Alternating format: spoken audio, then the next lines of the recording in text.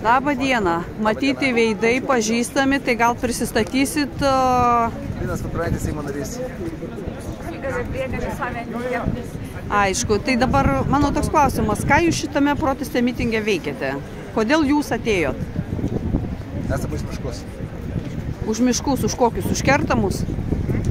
Už tuos, kurie... Ar prieš kirtimą? Prieš plyną kirtimą, bet kur jo nereikia. Aha. Jo yra per daug. Ir dabar sakykit, tai ką, va čia sakot, jūs nuo ministro viskas priklauso, kaip klostysis toliau šitą situaciją, ar kažką tai Seimas gali dar irgi padaryti? Čia paprastai žinot, kaip Seimas sprendžia kartais dalykus, kuriuos galėtų išspręsti daug žemesnis lygis. Tiek ministras, tiek, reiškia, savo tvarkomis, tiek net ir savivalda nemažai galėtų daryti. Tik tuo atveju, kai jau nebedaro ministras ir tie lygmenys, tada įsikiša Seimas ir pradeda reguliuoti įstatymas. O čia nemažai šitų klausimų, kurie keliami ant scenos, tos problemos, jos tikrai galėtų būti daroma per tokį praktinį ministro tvarkų patvirtimo reguliavimą. Ir čia turbūt orga daugiau galėtų pasakyti. Bet aš kiek girdėjau, Seime ministras kalbėjo, kad čia vien dėl, sakykime, dėl nesveikų medžių, čia kirtimas gaunasi, bet jau čia labai per dideli plotai kažkaip tai... Nu, kalbėjome su orga, kad labai nemažai medžių iškirstų ir kurie nebuvo... Tai jūs matėt ir daugumą tiesiog socialiniuose tinkluose žmonės tiesiog dalinasi, kur yra sveiki medžiai. Tai va, ką Linas minėjo, kad po įstatyminiais teisės aktais, tai yra šiuo metu ministro įsakymais, ministro patvirtinto metodikom ir tvarkom galima daug dalykų sureguliuoti.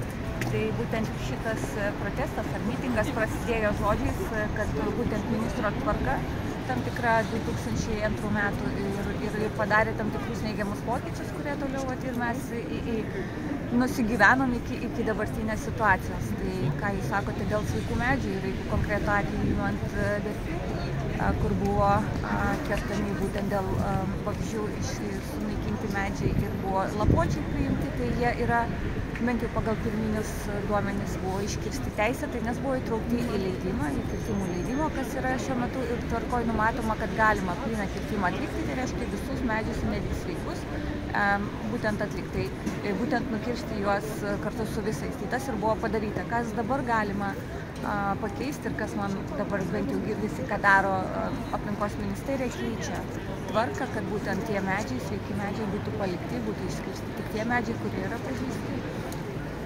Aišku, tai jau sakykit, o čia kas nors gali priklausyti ir nuo tautos, ar jie čia gali kažkaip taip saugoti. Tai o jeigu tauta susirinks tiesiog į pačius miškus juos ginti ir tiesiog neleis kirsti jokio medžio? Na tai visais klausimais visuomenės aktyvumas yra didžiulis signalas, didžiulė raudona lemputė politikams. Ir kuo aktyvesnė visuomenė, tuo daugiau galim padaryti. Nes vat, visuomenės žmonės ir pradėjo viešinti tokius dalykus, kad tiesiog masiniai kirtimai medžių ir nesvarbu, ten lapuotis ar ten spigliuotis jau yra. Aišku, tai ką, tikėkime, kad... Ačiū labai, kad domitės ir streidžiate. Kad palaikot. Nu, mes tikimės rezultatų, nes vis dėlto protestas, jeigu bus, tai žmonės tikisi ir rezultatų, ne vien tik tai, kad ateit pastovėt. Gerai, ačiū, kad atėjot, kad buvot ir atsakėt. Ačiū Jums.